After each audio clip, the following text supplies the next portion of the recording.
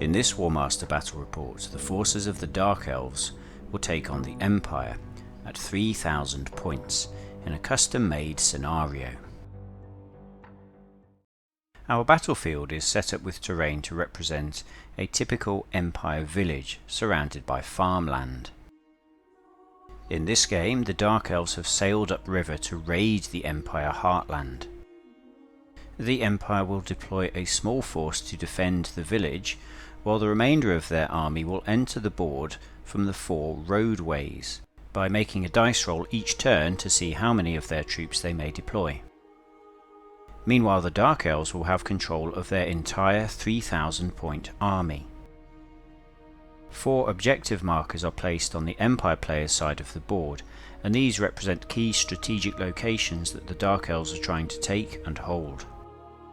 The tabletop features 6 hills.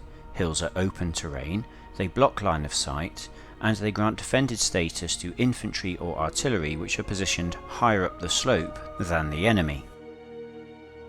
There are 4 woods. Woods can only be entered by infantry and grant them defended status.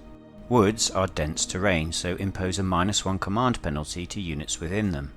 Woods do block line of sight, but you are allowed to see up to 2 centimeters into a wood. There are 3 fields. Fields cannot be entered by artillery, machines or chariots. Fields do not block line of sight, and they do prevent charging units from claiming their charge bonus against enemy within the field. There are 2 lakes, which for this battle we will treat as deep water features and therefore impassable. They don't block line of sight. The roads are open ground and don't block line of sight. Units in column formation get a command bonus if they complete their whole move along the road. The river is treated as a shallow water feature, so may be crossed by infantry, cavalry and monsters. Infantry positioned on the bank of a river may claim defended status against enemies that charge across the river. The river has 2 crossing points which both count as open ground. The Wizard's Tower counts as an impassable terrain piece. The entirety of the village counts as 1 built-up area. This is dense terrain, so imposes a -1 command penalty for troops within the village. Infantry may claim defended status whilst within the village. In the same way as a wood, the village blocks line of sight, and visibility within the village is reduced to 2 centimeters. Finally, all unit types may be pursued whilst they are within the village. The crossroads at the centre of the village holds the first capture point that the Dark Elves are aiming for. The T-junction on the road holds another. The third is by the Wizard's Tower, whilst the last one is on the bridge. An objective can be captured by a non-flying unit which moves into base contact with them, whilst the enemy can contest an objective by moving any of their units within 5 centimeters. The game will last for 6 turns or until one side is forced to withdraw. At the end of the game, whoever's captured the most objectives wins. And in the case of a tie, we go to victory points. Now let's look at the Dark Elf army. The Dark Elf army features all the unit types from the army list. There is a strong core of melee and missile infantry, with a strike force of knights, some light cavalry for harassment, and some artillery. The Hydra will be a useful force multiplier when accompanying the infantry, while the Harpies will attack targets of opportunity. There is 1 general, 2 heroes and 2 wizards. Breakpoint is 14. The compulsory choices are 1 general, 6 units of spearmen, and 3 units of repeater crossbows. We add 3 more units of repeater crossbows, 3 units of dark riders, and 6 units of Cold One Knights. There are also 2 units of witch elves, a hydra, 2 repeater bolt throwers, and 2 harpies. There is 1 hero mounted on a manticore with a sword of might, and 1 hero with a sword of cleaving, 1 sorceress with a dispel scroll, and 1 sorceress mounted on the cauldron of blood.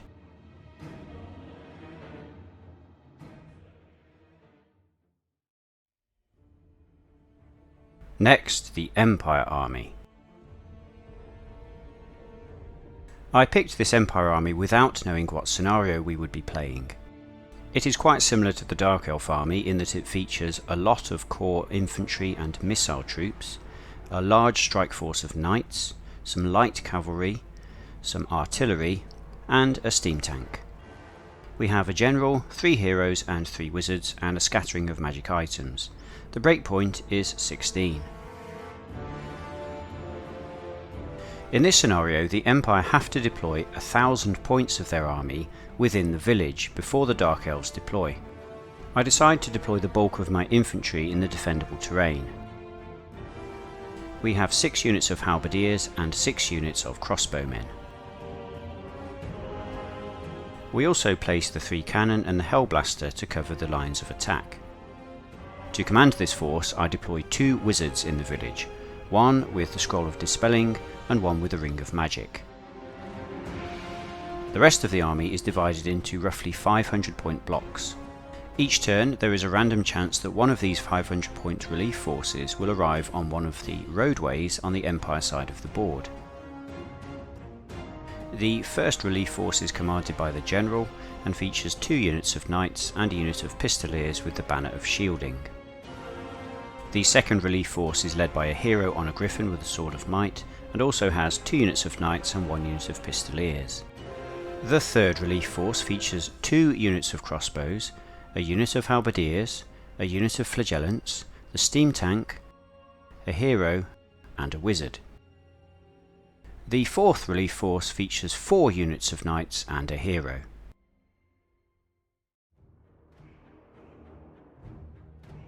The Dark Elves now deploy their entire force.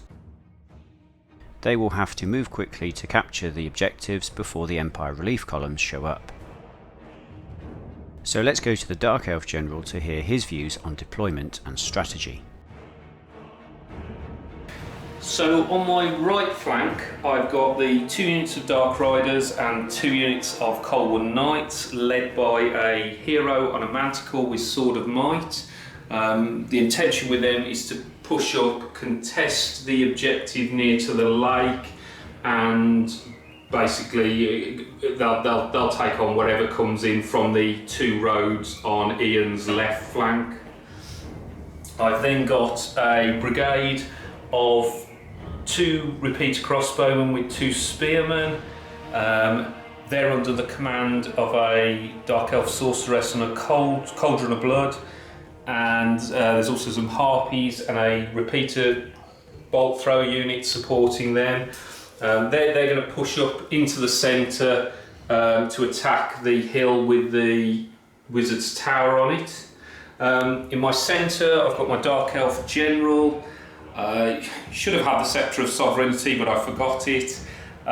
He's got a brigade of 2 units of repeater crossbowmen with 2 Corsairs. They're just alternative models for the Dark Elf Spearmen. He's also got a brigade of 3 units of Coldwood Knights. They're going to be pushing up in the centre to attempting to take on the village. And then over on my to the left of him, we've got a 3rd brigade of 2 units of spearmen, 2 units of Dark Elf repeater crossbowmen. Again, they're also going to be pushing on the village in support of the centre brigade. They've got a repeater crossbowman that will be assisting them there. There's also another unit of harpies, and then out to their left is a brigade of 2 units of witch elves and a hydra. They're also going to be moving forward, and depending on where they're needed, they will either press on towards the bridge or come in and attack the village. And then on my extreme left flank, I've got my another sorceress with the Scroll of Dispelling, and she is leading a unit of Dark Riders, a unit of Coldwood Knights. They're going to be pushing up the far side of the river, trying to capture the bridge and take on whatever comes across that side of the bridge. I think the only other thing was I did mention in the centre I've got a hero who's got the sword of cleaving here. He'll be assisting the general in pushing up forward on the village. With their army deployed, the Dark Elves take the first turn. On the Dark Elf right flank, the Manticore hero successfully orders the Dark Riders forwards. He then tries to order the 2 units of Cold Ones, but fails the order, so they get a half-paced move. In the centre right, a Sorceress orders forward a large infantry brigade to take cover behind the wood. And on the left flank, a Sorceress orders forward a unit of Cold Ones and then a unit of Dark Riders. Back in the centre, a hero now orders forward 2 brigades of infantry over the hill. And then the Hydra is moved up alongside them with a separate order. However, when the hero tries to order the Harpies, he rolls a double 6 and blunders. The Dark Elf general must now either execute the hero or lose 1 point of command. He decides to reduce himself to command 9. Despite his reduced command value, the general is able to order forward another brigade of infantry and a brigade of Cold One Knights. He then also orders up the 2 units of artillery into firing range of the enemy. Despite their command difficulties, the Dark Elf army has advanced in good order this turn. They have several objectives within striking distance next turn. The Dark Elves now move their characters forwards, ready to cast spells and issue orders next turn. We place a marker next to the general to remind us that he's lost 1 point of command. In the shooting phase, the Sorceress on the left flank fails to get her spell off, but the Sorceress on the Cauldron of Blood successfully casts a Black Horror on the crossbowmen in the village. The Dark Elf artillery also targets the same unit of crossbows, and the combined firepower takes off an entire stand. The crossbowmen are driven back, but the infantry supporting them refuses to make way, leaving the crossbows confused.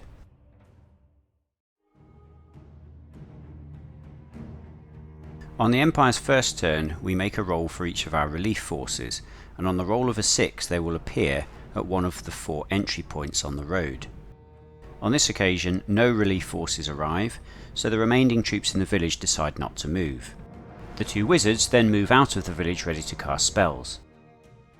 The first wizard launches a ball of flame at the Dark Elf artillery, but this is dispelled with a scroll.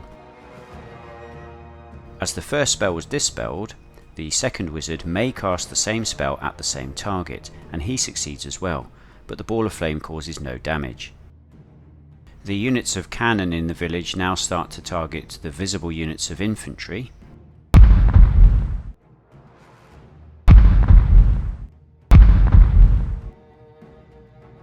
The bouncing cannonballs plough through the Dark Elf infantry lines, and although they don't cause enough damage to remove entire stands, they do disrupt the brigade formations, and sow confusion amongst the Dark Elf ranks.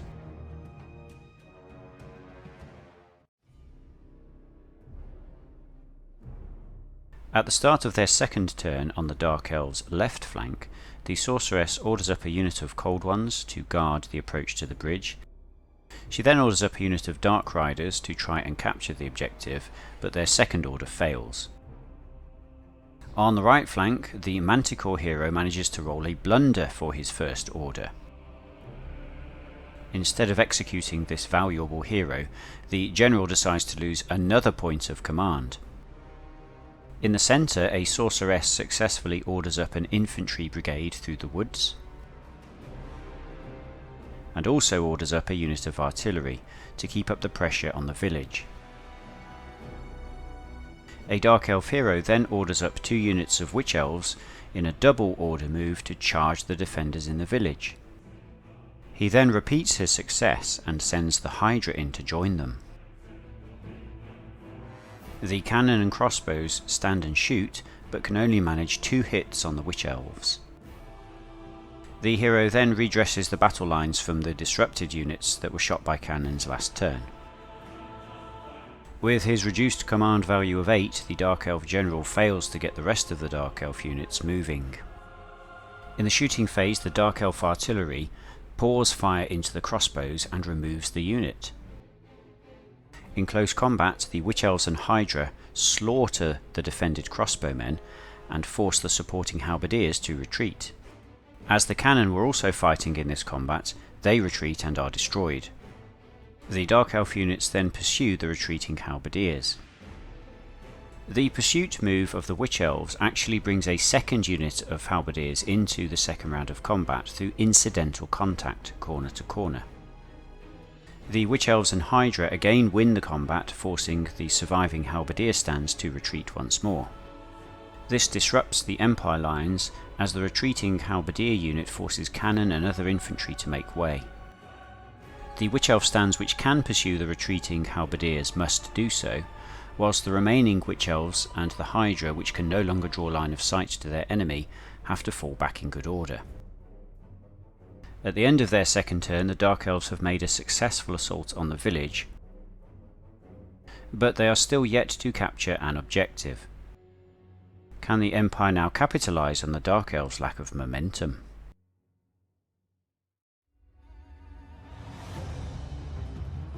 At the start of their turn 2, we must roll 5+ for relief forces to arrive on the roadways.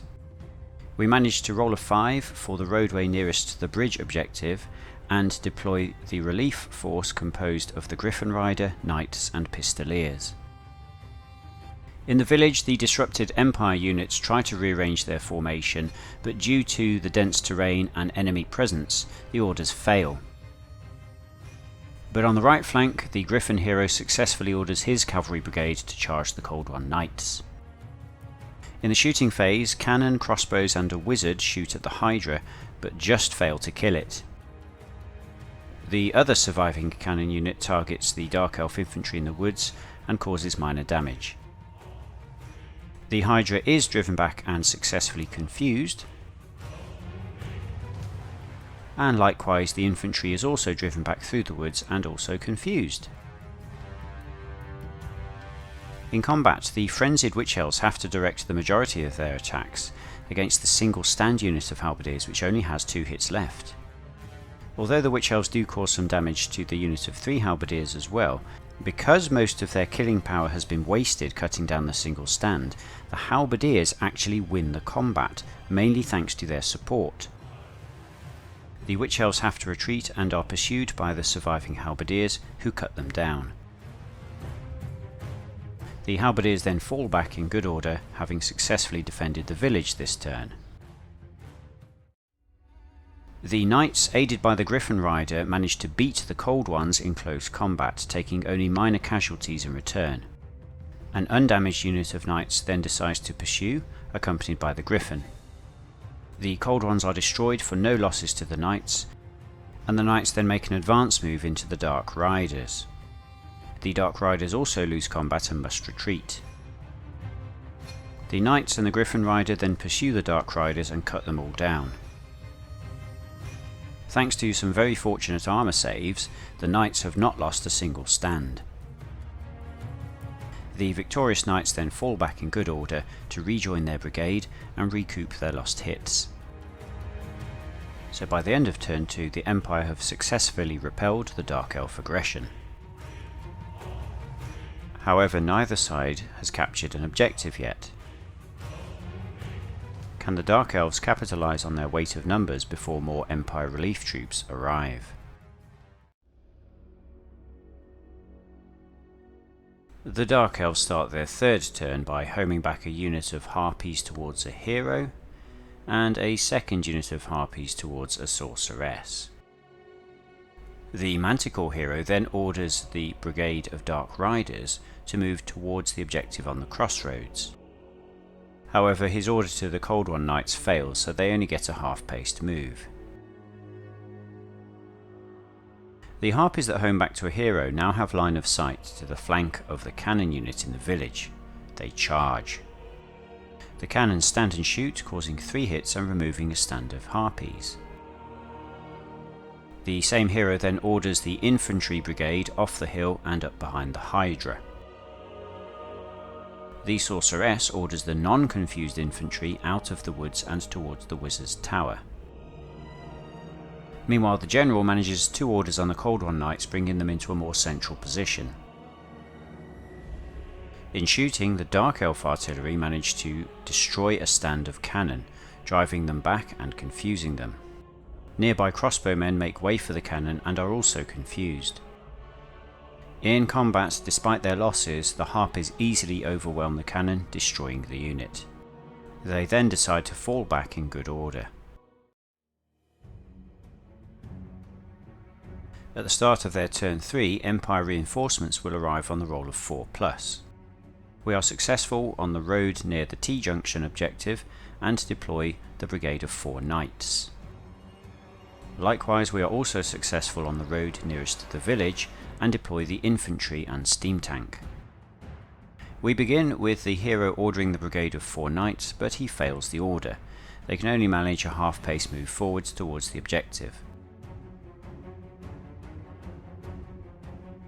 Meanwhile, near the village, the wizard and hero are more successful, and both the infantry and the steam tank are ordered forwards. On the right flank, the griffin-mounted hero attempts to order the cavalry brigade across the river, but fails the order, so they can only move half-pace. In the village, a wizard orders a brigade of crossbows and halberdiers to turn and face the witch elves, which will force the witch elves to charge them next turn. The wizards also attempt to maneuver the other units around in the village, but the dense terrain plus presence of enemy troops causes these orders to fail, and the units only move half-pace. In the magic phase, a wizard successfully casts Voice of Command on a unit of knights in the river, causing them to charge into the flank of the Dark Elf lines. So despite the vast majority of Empire units now being on the battlefield, they have yet to make significant progress against the Dark Elves. In combat, the knights charging the flank of the Dark Elf infantry lines beat them in combat and force them to retreat. The knights decide to pursue, and the combat continues. In the second round, the knights reduce both the spearmen and crossbowmen to a single stand, without suffering any hits in return. They decide to lock into combat for next turn. At the halfway point of the game, both sides seem to be strongest on their respective right flanks.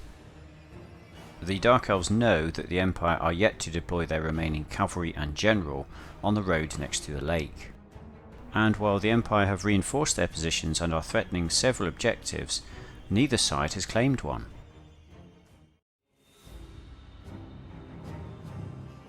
At the start of turn 4, the Witch Elves must use their initiative to charge the defended crossbowmen in the village.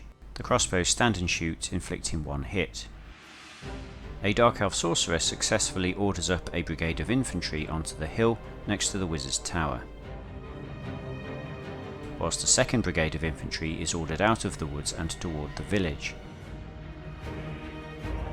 The Manticore hero on the right flank finally manages to order the Cold One Knights up onto the crest of the hill. While in the centre, the Hydra is ordered to turn around and charge the flank of the Empire Knights, but the second order fails. A nearby unit of Cold One Knights is also ordered to join this combat and charge the Knights, whilst the remaining Cold One Knight units are ordered to reinforce the Dark Elf centre. Characters then reposition around the Dark Elf army, ready to order next turn. The Dark Elf artillery is unable to draw line of sight to any targets this turn,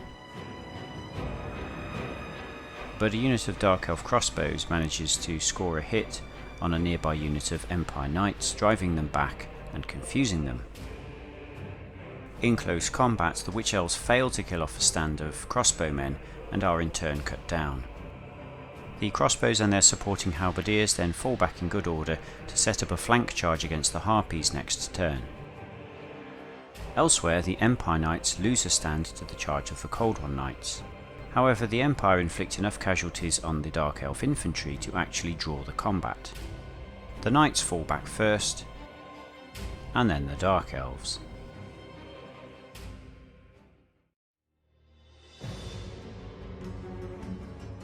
At the start of Empire Turn 4, the final relief force will arrive on the roll of a 3+. They succeed and are deployed on the road on the Empire left flank. In the initiative phase, the crossbowmen and supporting halberdiers charge into the flank of the Harpies. And also using their initiative, 2 stands of Empire Knights charge the Hydra. At the river, the Griffin Rider fails his order to the cavalry, but their half-paced move is sufficient to get them out of the river this turn. At the T-junction, the Empire hero orders his cavalry brigade forwards to capture the objective, but his second order to charge the Dark Riders fails. In the Empire centre, a hero orders the infantry brigade through the fields and towards the Wizard's Tower, while another infantry brigade inside the village captures the objective on the crossroads. Unfortunately, the steam tank's order is failed and it only gets a half-pace move around the village. Finally, on the left flank, the Empire General orders the brigade of cavalry that has just deployed to charge into the Cold Ones atop the hill.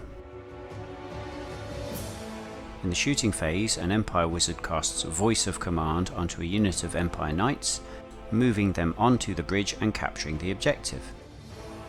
A second wizard casts Weird Enchantment on the Hydra, which prevents it from causing terror and actually makes it suffer terror in combat against the Knights. In the combat phase, the halberdiers manage to kill off 1 stand of Harpies before the flyers retreat to safety. Despite their magical assistance, the Knights cannot pierce the thick hide of the Hydra, and after 2 rounds the combat ends in a draw. Both sides fall back, with the Hydra setting up a flank charge for next turn. On the left flank, the charging Empire Cavalry just manages to beat the Cold One Knights by a single point. The Pistoliers decide to fall back in good order, whilst the Knights pursue the retreating Cold Ones. Both Cold One units are surrounded and reduced to a single stand. At the end of turn 4, the Empire have successfully captured 3 out of 4 objectives, whilst the Dark Elves are yet to capture 1.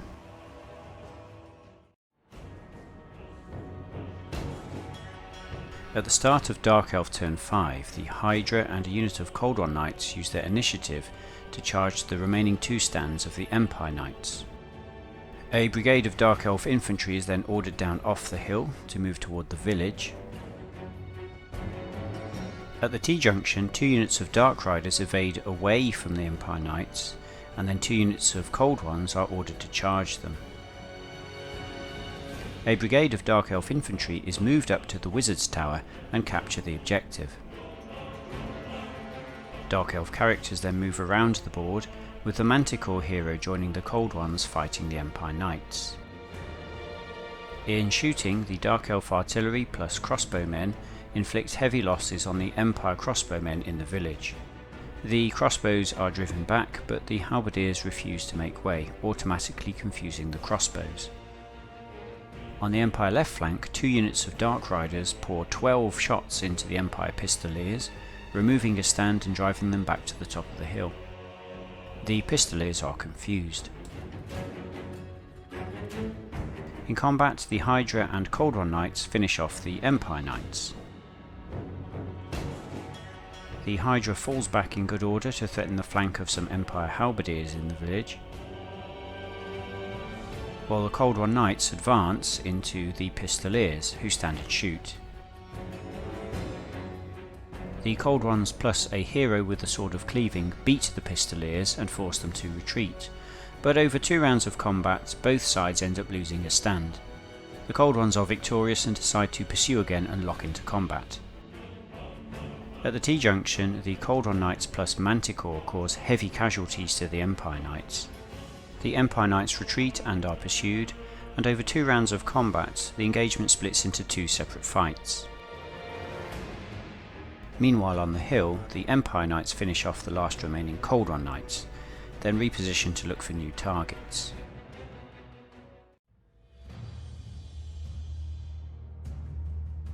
At the start of Empire turn 5, the Empire Halberdiers use their initiative to evade away from the Hydra, bursting through and confusing 2 other units in the process.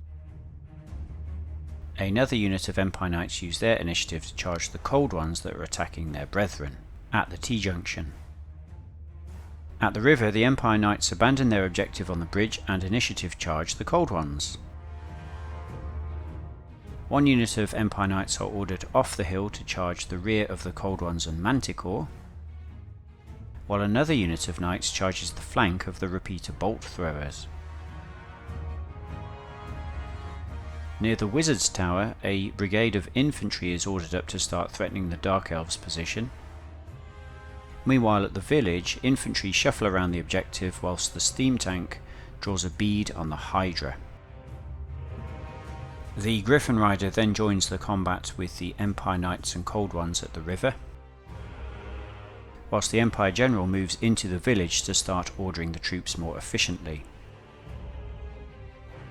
Empire Wizards gather at the crossroads to try and influence the combats with their spells, but fail. By the Wizard's Tower, 3 units of crossbows plus a cannon cause significant damage to a unit of Dark Elf crossbows, removing 2 stands and confusing them. At the bridge, the Empire Knights plus Griffin destroy the Cold Ones. 1 unit of Empire Knights destroy the Dark Elf artillery and then advance into Dark Elf infantry. However, the infantry roll well and defeat the Knights. The Knights retreat and the infantry units fall back in good order to set up flank charges next turn. By the T-junction, despite charging their enemy in the rear, the Empire Knights fail to beat the Cold Ones. The combat is a draw and the Knights have to fall back first. This allows the Cold Ones to then fall back and set up a flank charge for next turn. In the second fight at the T-junction, the 2 units of Empire Knights similarly fail to beat their Cold One opponents. Once again the Cold Ones can fall back into a flanking position. At the end of turn 5, both armies now only hold a single objective each. At the start of their final turn, the Dark Elves waste no time in making initiative charges into the flanks of the Empire Knights with their Cold Ones. Utilising the trial rules for light cavalry, the Dark Riders use their initiative to evade on top of the objective. Moving to orders, a sorceress manages to order the single remaining stand of Harpies, and they take cover behind a wood on the far corner of the board. The Dark Elves then cunningly manoeuvre another unit of crossbowmen in front of the objective at the Wizard's Tower, preventing the Empire from making an easy initiative charge and capturing it next turn. The Hydra is ordered to turn around and charge the Empire Knights, but can't quite reach them. The Manticore hero now moves to join a different unit of Cold Ones, while the Sorceress on the Cauldron of Blood joins another. In shooting, the Dark Elf artillery removes the final stand of crossbowmen in the village. At the Wizard's Tower, the Dark Elf missile infantry inflict casualties on the Empire crossbows. The supporting infantry refuses to make way for the crossbows that are driven back, automatically confusing them. A Dark Elf sorceress casts Dominion on a unit of Empire Knights, preventing them from charging or pursuing next turn. Adding injury to insult, the Dark Riders unload their repeater crossbows into the same unit, inflicting heavy casualties and driving it far from the objective. In combat, a unit of Empire Knights is caught between 2 Dark Elf infantry units and destroyed. At the T-junction, the Manticore plus Cold One Knights engage the Empire Knights. The Empire Knights are defeated over 2 rounds of combat, but just survive with a single stand remaining. However, the Empire Knights by the hill are not so fortunate, and over 2 rounds of combat, they are destroyed by the Cold Ones plus Sorceress on Cauldron of Blood. At the end of their 6th turn, the Dark Elves have caused significant casualties to the Empire force, including the removal of the majority of the Empire Knight units. The Dark Elves have a strong position with 2 objectives under their control, and a significant lead in victory points. Can the Empire turn it around?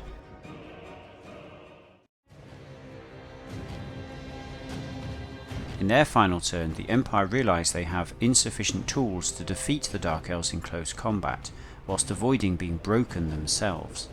Therefore, the best option for Empire victory is to secure as many objectives as I can, while contesting the maximum number of Dark Elf objectives.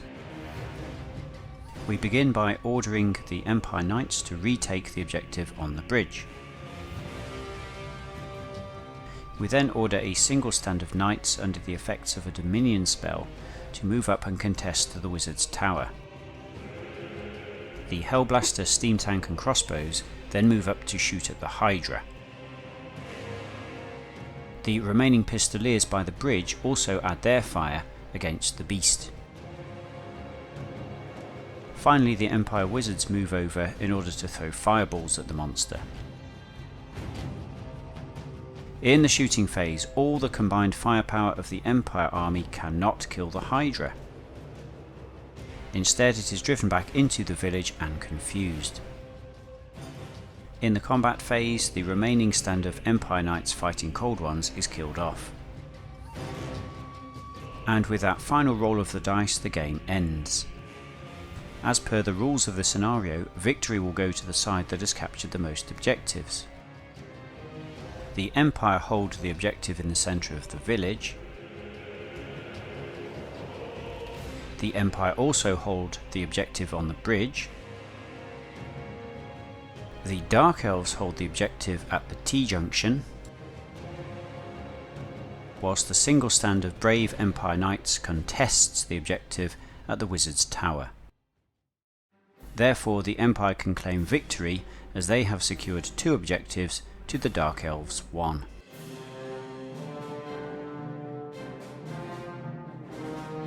This scenario presented an interesting tactical challenge to me as the Empire player, as I didn't know precisely when or where my relief forces would show up.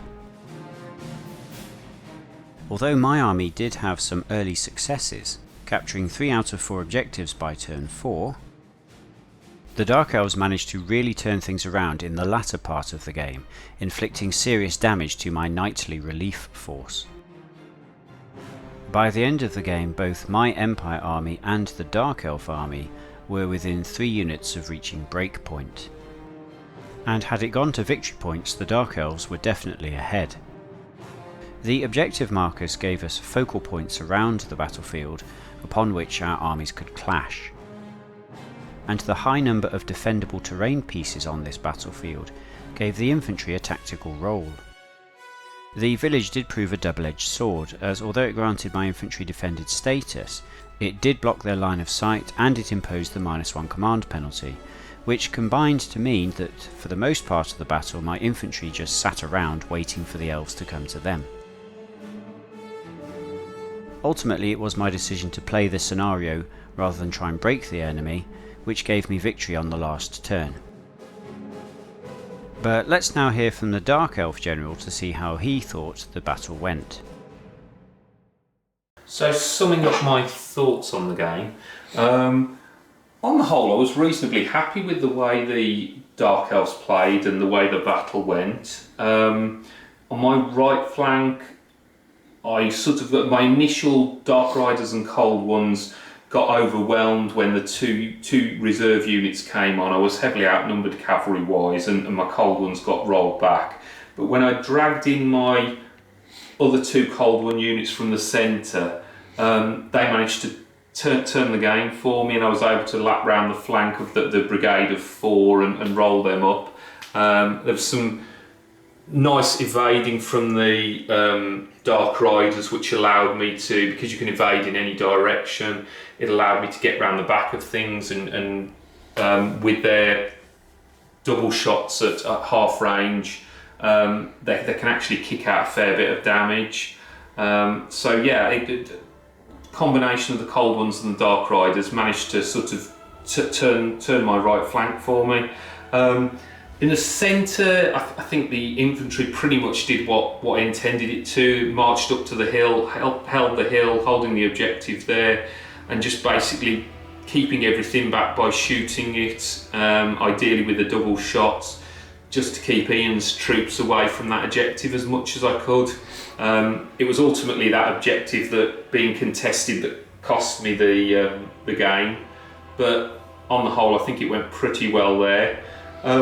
In the centre, I would sort of the first 3 turns really, Ian did a lot of damage on my sort of brigades in the middle here that were being led by the general, and I sort of got very disrupted. Him losing the two levels of command, which was my mistake. I mean, I should have had Sceptre of Sovereignty. It's schoolboy error. But that broke up my middle brigades, which sort of slowed down my attack on the village. Thankfully, the bolt throwers and a couple of the units of the crossbowmen were still able to bring enough shots to bear that I managed to drive him back there. And then with the Witch Elves charging in and the Hydra also going in there, I'd actually managed to sort of kill Ian's front line in the village. But I didn't make very much progress after that into the village, and gradually sort of got ground down, and the Witch Elves have got no durability there, and it all sort of fell apart. On my left flank, I really didn't send enough troops up there, to be honest. I didn't have enough spare troops to properly contest the bridge. But only having the one cold, one night unit facing his knights as he's charged into me. If I'd have had the Dark Riders facing the same direction, I might have lasted a little bit longer. But he did have a hero on a Griffin there as well. My thinking with putting the Dark Riders the other way, so that they were facing across the bridge, was that they could counter anything that Ian might send out to come this way towards the bridge. And I was probably going to send them up on the following turn across the bridge to shoot his cannon at close range and try and destroy them with 6 shots. Unfortunately, that's where the unit came on, and he pretty much rolled across everything I had to contest that bridge. Probably the best unit for me during the whole game, and it just kept going. We think we've worked it out that 3 times during the game, Ian got it on 3 wounds, and every time he couldn't quite get that 4th wound to kill it. But the Hydra just kept going all game. It was fantastic. It attacked with the Witch Elves, helped break into the village. It then helped when Ian's knights came across and started threatening the end of my infantry line in the centre. It helped counter with the one cold one unit. And it just soaked up a ton of spells and shots and damage, and still sat there at the end of the game. So definitely the MVP there for me. But as I say, on the whole, I think I'm reasonably happy with the way the Dark Elves played. The scenario itself, which was something that we came up with just before the start of the game, I think again worked quite nicely. The 4 objectives were obviously closer to Ian's side of the board, but I had the full 3,000 points of troops on the board, whereas Ian only had 1,000 points defending the village and the 1 objective to start with. I think partly because I was hampered by my -2 to my command so early on, I didn't get across the board quite as quickly as I would have liked. But I think Ian's troops turned up in sufficient time still to contest the 4 objectives, and it made it quite a nice close game.